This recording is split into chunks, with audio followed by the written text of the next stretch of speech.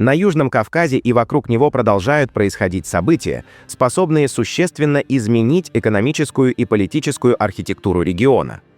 Последние заявления лидеров государств, дипломатические сигналы и экономические решения показывают, что процессы нормализации и конфронтации развиваются одновременно, формируя сложную и противоречивую картину. Согласно сообщениям турецкого издания Т-24, Турция и Армения достигли договоренности о запуске прямой сухопутной торговли. До настоящего момента грузовые перевозки между странами фактически осуществлялись через посредников в Грузии и оформлялись как реэкспорт. Теперь же, как отмечает журналистка Al-Monitor Ezgi Aki со ссылкой на коммерческие источники, товары будут сохранять первоначальный экспортный статус на всем маршруте следования. Этот шаг рассматривается как часть процесса нормализации армяно-турецких отношений, который продолжается с 2022 года при поддержке США. Ранее между странами уже были запущены прямые грузовые авиаперевозки.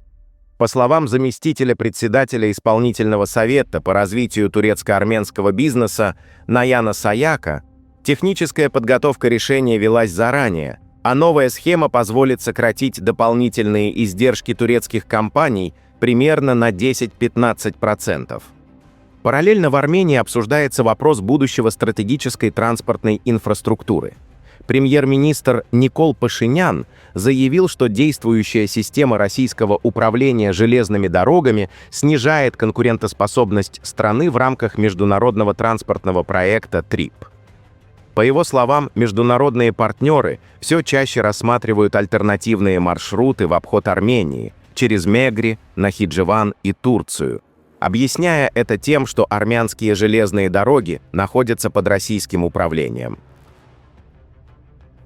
Пашинян подчеркнул, что Россия, по его мнению, не намерена препятствовать региональным проектам, однако восприятие зарубежных партнеров играет ключевую роль.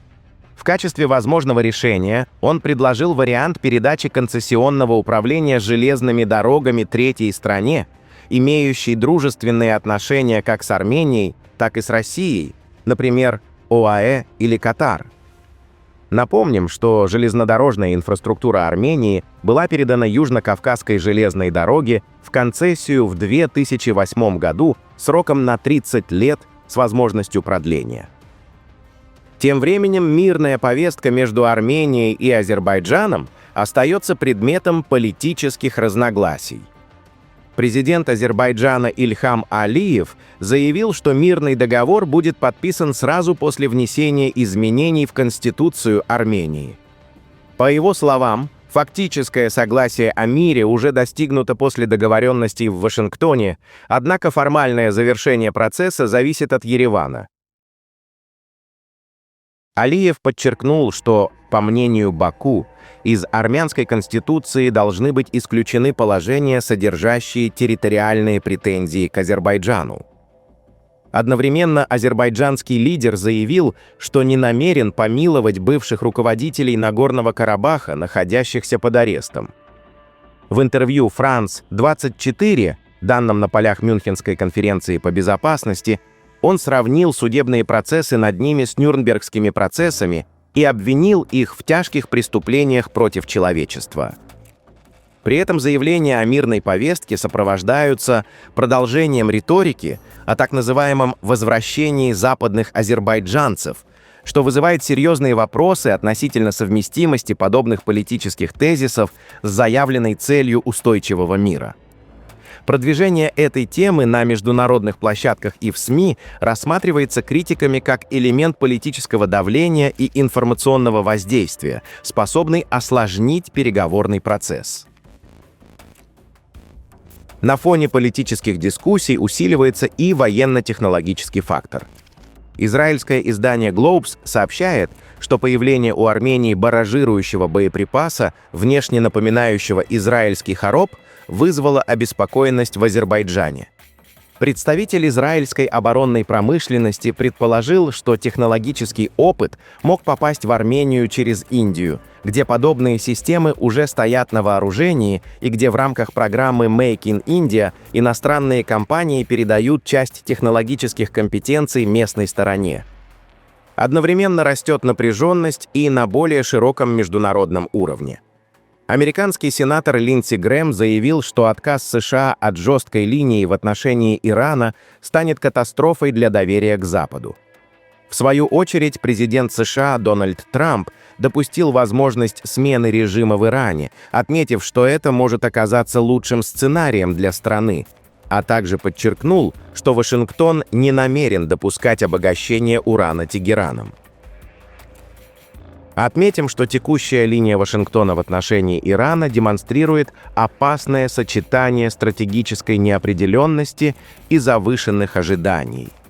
С одной стороны, администрация Трампа стремится усилить давление до уровня, при котором Тегеран будет вынужден пойти на уступки прежде всего по ракетной программе. С другой, сама логика ультиматумов и демонстративного наращивания военной силы существенно сокращает пространство для компромисса и создает ситуацию, в которой любое действие может быть воспринято как точка невозврата.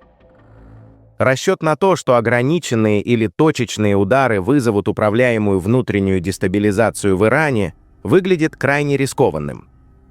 Исторический опыт показывает, что внешнее военное давление чаще консолидирует иранское общество вокруг власти, чем приводит к ее ослаблению.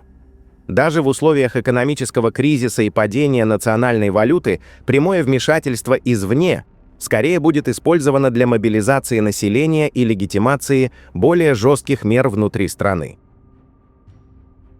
Иран демонстрирует готовность не столько к дипломатической сделке, сколько к сценарию затяжного противостояния. Усиление обороны Ормузского пролива, наращивание дронового потенциала, активизация контактов с Россией и Китаем, а также участие в совместных военно-морских учениях указывают на стремление Тегерана повысить цену возможного удара для США и их союзников. Это создает риск того, что даже ограниченный военный конфликт может быстро выйти за рамки первоначальных планов и перерасти в региональную эскалацию с вовлечением нескольких государств. Дополнительную нестабильность создает разнородность позиций союзников Вашингтона. Израиль, судя по утечкам, склонен к более жесткому сценарию и готов поддержать удары по иранским объектам, тогда как Саудовская Аравия и ряд европейских стран опасаются неконтролируемой войны и ее последствий для энергетических рынков и внутренней безопасности региона. Отсутствие единой линии усиливает неопределенность и повышает риск ошибочных расчетов. Ключевая проблема заключается в том, что обе стороны публично демонстрируют готовность к диалогу, но на практике выдвигают условия, неприемлемые для оппонента. США настаивают на ограничении ракетной программы, которую Иран считает экзистенциальной гарантией своей безопасности, тогда как Тегеран требует признания своих суверенных прав и отказа от угроз. В результате переговорный процесс фактически блокирован, а военная риторика становится основным инструментом давления. Если нынешняя динамика сохранится, наиболее вероятным сценарием станет не полномасштабная война, а серия ограниченных действий, провокаций и демонстративных шагов, балансирующих на грани прямого столкновения. Именно такой сценарий несет наибольшие риски, поскольку оставляет минимум пространства для деэскалации и делает любую ошибку потенциально фатальной. В конечном счете вопрос заключается не в том, возможен ли военный конфликт между США и Ираном, а в том, смогут ли стороны вовремя остановиться и вернуться к реалистичной дипломатии до того, как логика силы окончательно вытеснит логику расчета. На данный момент складывается впечатление, что регион все глубже погружается в опасную фазу, где контроль над последствиями может быть утрачен быстрее, чем это осознают участники процесса. Таким образом, региональная повестка все больше переплетается с глобальными геополитическими процессами. Экономическая нормализация, транспортные проекты, мирные переговоры и вопросы безопасности развиваются параллельно, формируя новую реальность, в которой Южный Кавказ становится одним из ключевых узлов соприкосновения интересов мировых игроков. Пишите свое мнение в комментариях, ставьте лайки и подписывайтесь на наш канал, чтобы не пропускать самые важные и актуальные новости мира и нашего региона.